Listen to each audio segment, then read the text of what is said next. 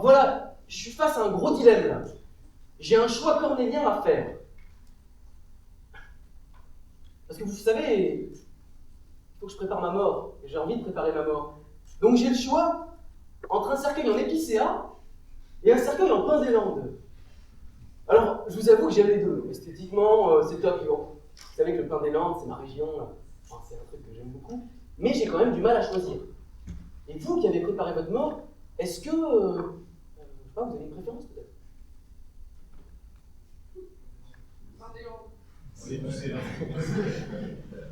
Est-ce qu'il y en a parmi vous dans cette salle, en levant la main, qui ont déjà vécu une conversation de ce type? Ah oui, 2! Ok. Bon, c'est quand même pas beaucoup, je suis désolé. C'est pas beaucoup, moi non plus, j'ai jamais vécu une conversation de ce type. Et justement, j'ai jamais vécu une conversation de ce type parce que j'ai l'impression qu'on parle pas beaucoup de la mort. Et je me suis baladé sur Internet ces derniers temps, et j'ai vu que 600 000 personnes étaient décédées rien qu'en France. L'année dernière, juste l'année dernière.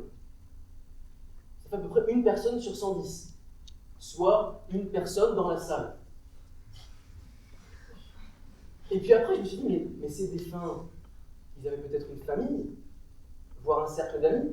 Ce qui fait que le nombre de personnes affectées par la mort l'année dernière n'est pas 600 000, mais peut-être beaucoup plus grand. Malheureusement, je n'ai pas trouvé de chiffre pour vous montrer ça noir sur blanc.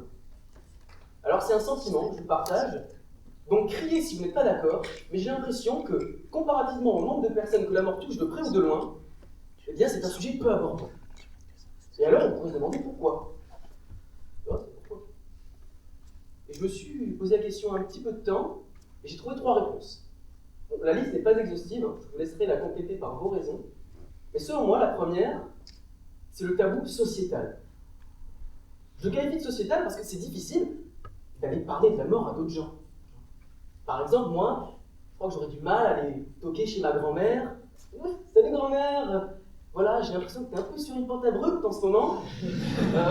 Donc, je voulais savoir ce que tu voulais faire de ton futur. C'est pas facile à dire ça. La deuxième raison que j'ai trouvée, c'est le tabou que je qualifie de personnel. C'est-à-dire, la mort, j'y ai déjà pensé. Ouais. Mais jamais en bien. Elle fait peur. Ou ça m'évoque une personne qui est décédée. Et j'ai pas envie d'y penser. Et la troisième raison, c'est le manque d'intérêt. C'est vrai, surtout nous, jeune génération, pour la plupart, la mort, c'est un peu le dernier événement de notre vie. On a plein de choses à vivre avant. Donc la mort, j'y ai un tout petit peu pensé, voire pas vu. Alors avant de continuer le speech, là, j'aimerais savoir, en levant la main aussi, un peu comme tu fais, Guillaume, c'est pas mal. En levant la main, qui a déjà ressenti une de ces 3 raisons, voire plus, voire d'autres, de ne pas parler de la mort? Ok. Ouais, on va dire 80%, c'est ça, à peu près. Ok. Eh bien, parce que, en fait, ce sont des bonnes raisons de ne pas parler de la mort. Il n'y a rien à critiquer là-dessus. Et je me suis dit, mais alors, mais si on a des bonnes raisons de ne pas parler de la mort, ben, quoi ça sert d'en parler? On n'en a peut-être pas besoin. La mort, c'est juste pas sexy. On pourrait s'arrêter là. Et puis, je vous avoue, j'étais un petit peu énervé d'arriver à cette conclusion, parce que j'avais le pressentiment inverse. Et donc, j'ai fait un truc. Je me suis mis comme ça, et j'ai pensé fort à la mort. Et je me suis rappelé, comme Guillaume l'a mentionné tout à l'heure, que j'allais mourir. Et que je n'étais pas le seul. La mort conditionne notre vie. Nous allons mourir, et nous le savons. Mais alors, si la mort conditionne notre vie comme ça, peut-être qu'elle expliquerait certaines de nos actions au quotidien. Par exemple, pourquoi est-ce que je regarde la route avant de traverser? Ou pourquoi certains se posent durant leur vie, se demandent qu'est-ce que je vais faire de ma vie? Il n'y a pas un peu de conscience de la mort derrière ça? Un petit peu. Il y a sûrement un petit peu de conscience de la mort derrière ça. Mais alors, ça veut dire qu'on aurait besoin de parler de la mort, puisque si cette mort peut expliquer certaines de nos actions, eh bien si on veut nous connaître un peu, il faut qu'on en parle. Mais alors, vous allez me dire, t'es marrant toi. Mais ça veut dire qu'on a besoin de parler de la mort, et à la fois on a de bonnes raisons d'en parler, de ne pas en parler. Eh bien, j'ai trouvé un truc sympa. J'ai trouvé un concept, quel titre? Ah oui, voilà. J'ai trouvé un concept super intéressant que je trouve génial, et qui s'appelle le développement durable. Pourquoi le développement durable? Premièrement, tout le monde connaît. Hein, qui n'a pas entendu parler de développement durable? Et deuxièmement, le développement durable, ça inclut des valeurs qu'on essaie de mettre de plus en plus dans nos actions quotidiennes, de plus en plus, voire même en entreprise. En greenwashing ou non, hein, qu'importe. Ce n'est pas le sujet de la discussion. Ce que je trouve génial derrière le développement durable, c'est que ça nous permet d'apporter de nouvelles pistes de réflexion, voire même de nouveaux métiers. Et peut-être que vous voyez où je veux en venir, mais je pense que le développement durable permettrait de déterrer de la mort. Parce que le développement durable, en raisonnant comme ça, il pourrait nous permettre d'attaquer la mort d'une nouvelle manière. Grâce au développement durable, à ces valeurs, on pourrait parler de la mort, on pourrait commencer à réaborder la mort, non pas comme un tabou, non pas comme une souffrance, non pas comme un événement qui n'est pas digne d'intérêt, mais comme un des plus grands actes d'humanité dont l'empreinte environnementale peut être réduite. Oh, ça c'est sexy, non? Quand même, moi je trouve ça sexy. Et pour passer de la théorie au cas concret, passons un tout petit peu d'exemple sur la France. En France, à notre mort, on est obligatoirement dans un cercueil. C'est obligé, c'est la loi. Ensuite, on a le choix entre l'incinération, ou la crémation, se faire brûler avec le cercueil, ou l'exhumation, ou l'enterrement, se faire enterrer. Et rien qu'en disant ça, on peut se dire, attends, ça veut dire qu'on crée un cercueil pour le brûler ou l'enfouir directement après, quoi, presque. Et puis, la crémation et l'inhumation sont des procédés qui ont une empreinte environnementale. Particules fines d'un côté, dans l'air, et traces environnementales sur le sol pendant de nombreuses années, je crois. Il n'y aurait pas quelque chose de plus durable à voir là-dedans? Alors, pour les quelques vocations qui commencent à naître dans la salle, j'en vois, hein, les pompes funèbres, futurs ouvriers des pompes funèbres, eh bien j'ai un truc pour vous, mais pas que pour vous, car j'ai une bonne nouvelle. Il y a déjà des personnes qui ont pensé à ça. Et des initiatives fleurissent un peu partout dans le globe. Mais pour la faire courte, je vais vous en citer deux. La première, ça se passe en France, en partie. Et il y a des entreprises qui créent, qui fabriquent des cercueils à base de cellulose recyclée, plus communément appelés cercueils en carton. Ils seraient plus légers, plus écologiques à la fabrication, j'utilise le conditionnel, et aussi seraient plus écologiques lors de la destruction. L'autre processus, que, si je peux me qualifier ainsi, que je trouve très intéressant, c'est quelque chose que j'appelle l'humusation, que j'appelle pas, excusez-moi, j'appelle pas, c'est les autres qui l'appellent comme ça, humusation. L'humusation, c'est assez simple, c'est le fait de poser le corps d'une personne décédée, bien entendu, sur Terre, de la recouvrir de matières riches en micro-organismes qui procéderont, au fil des saisons, à sa décomposition. En gros, humusation, compost humain. C'est un peu ça, en résumé. Alors, ces initiatives, je les trouve très intéressantes. Premièrement, ce ne sont pas les seules, loin de là. Et deuxièmement, je ne veux pas en faire l'apologie. Hein. Je ne suis pas expert du tout, rien à voir. Hein. Enfin, genre expert, non, pas du tout. Par contre, ce que je trouve génial derrière ça, c'est qu'elles apportent de nouvelles pistes de réflexion, un peu comme le développement durable, et qu'elles permettent d'envisager la mort, non pas, comme je disais tout à l'heure, comme un tabou, mais comme un bel acte environnemental, disons. Mais alors, certains d'entre vous vont me dire, ouais, bon, c'est sympa ton truc, la mort, plus écolo, ok, sauf que j'ai l'impression que tu réduis la mort à un processus dont l'empreinte environnementale peut être réduite. Sauf qu'entre nous, la mort, c'est pas que ça. Hein. Et ceux qui pensent ça auraient raison de me le dire. Car c'est vrai, la mort est bien sûr un phénomène physique. Notre corps se décompose, nous mourrons et tout ça. Mais c'est bien sûr aussi un phénomène social. De tout temps, depuis que nous sommes humains, nous entourons nos défunts. Des défunts que nous avons aimés de leur vivant et que, malgré leur mort, on s'en fiche de ça, on continue d'aimer. La mort et l'amour sont fortement liés. si cet amour perdure, et heureusement qu'il est là, cet amour, heureusement qu'il est là, eh bien, s'il perdure après le décès d'une personne, il conviendrait peut-être de penser que cet amour ne nous détruise pas trop. Pensez à une mort socialement plus durable. Et pour répondre à ça, je vous propose à tous de préparer votre mort. C'est comme tout à l'heure là. Bon, je ne vais pas vous laisser comme ça, je ne vais pas me barrer, ciao, non, je ne vais pas faire ça. Je vais vous parler d'un exemple personnel, concret, comme ça, paf, je pose le truc. L'année dernière, mon père est décédé, un peu plus d'1 an. Et je ne pense pas qu'il ait prévu sa mort, ni même préparé sa mort. En revanche, ce qu'il avait prévu, ce qu'il avait pensé, et ce qu'il avait partagé à mon frère et à moi, furent 2 souhaits. Le premier, il ne voulait pas se faire enterrer. Jamais dans un cimetière, jamais.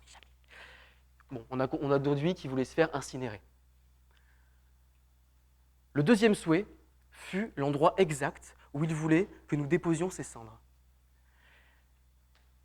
Et je pense que je n'ai pas besoin de trop vous expliquer que le fait d'avoir su ça avec mon frère nous a premièrement enlevé un poids, mais surtout nous a permis de vivre une cérémonie plus proche de lui.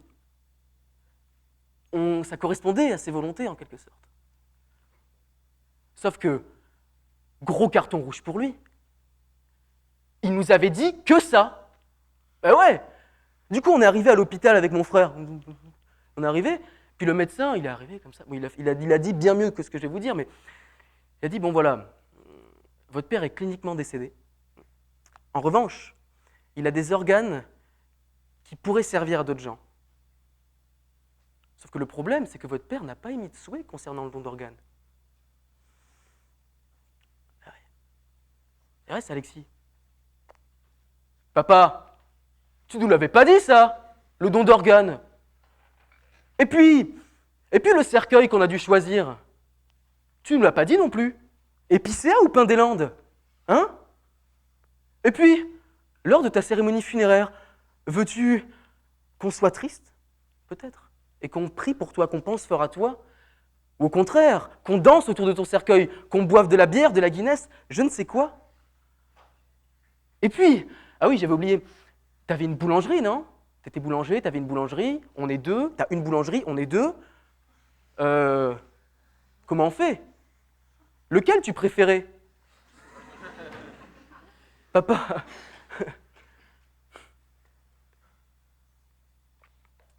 Bref, on a dû faire des choix. Et pour ceux qui n'ont pas vécu cette expérience, je vous propose une petite comparaison. Petite. Imaginez, vous avez une chambre vide, il y a tout à refaire dedans. Okay? Donc quelqu'un de pas très sympa, j'insiste sur ce point, vous emmène devant un énorme magasin de mobilier, pour ne pas le citer. Hein, okay? Vous avez vu le gros truc? Ok. Il vous emmène, il vous fait sortir, il vous fait hey, bon, tu choisis ta chambre et tout. Par contre, ouais, t'as une demi-heure là, hein, parce que j'ai un rendez-vous. Okay? Alors je ne sais pas si vous voyez le truc, mais en une demi-heure pour choisir sa chambre. Hein, donc bon, paf, on sort de la voiture, paf, on va dans le magasin, on court, parce que faut trouver le rayon chambre. Et une fois qu'on a trouvé le rayon chambre, on prend le premier lit. Allez, on prend le lit, mais le lit, on le choisit trop court.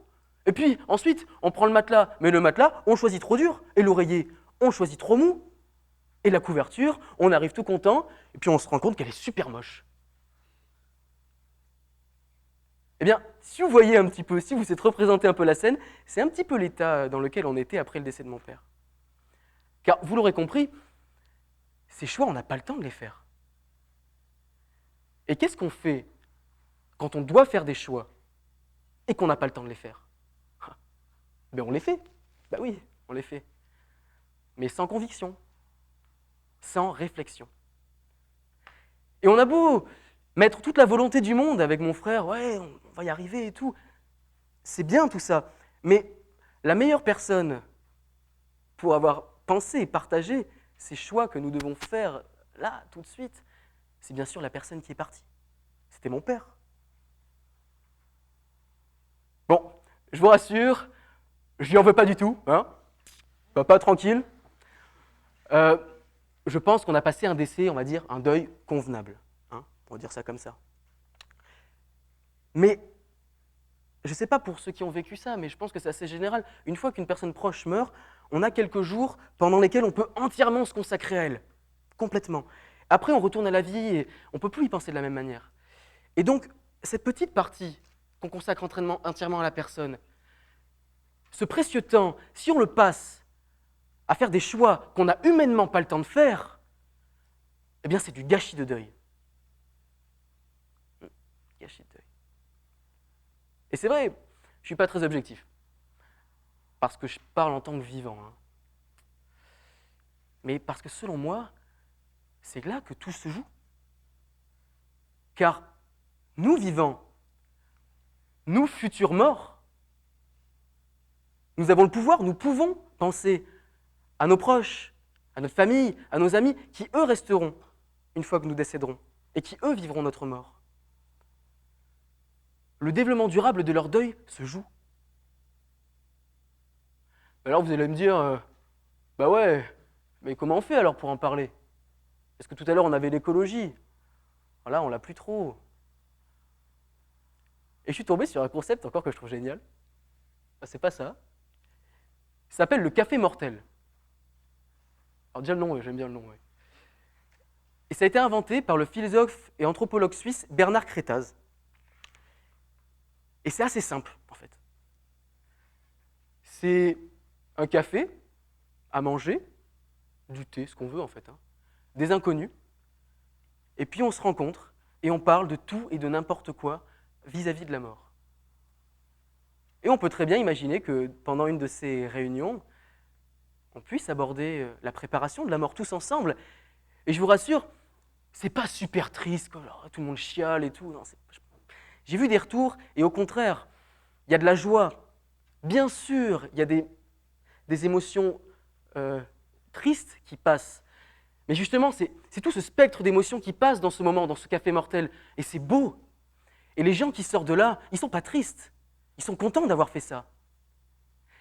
Et pour ne pas vous laisser comme ça, à l'étape du discours, je vous propose à tous, le 7 juin, à la Maison Bleue, à 20h, première édition du Café Mortel à Compiègne. Vous êtes tous invités, bien sûr. Venez tous. Trop bien. Ça va être trop bien. Parce que le développement durable, c'est mortel. C'est mortel. C'est pour ça que je vous remercie à tous d'être vivants ici, à m'écouter. Et je remercierai chaque personne qui essaiera, rien qu'un petit peu, d'apporter sa petite pierre à l'édifice funéraire, afin que les générations futures, mais aussi présentes et passées, puissent aborder plus durablement leur propre mort. Je vous remercie.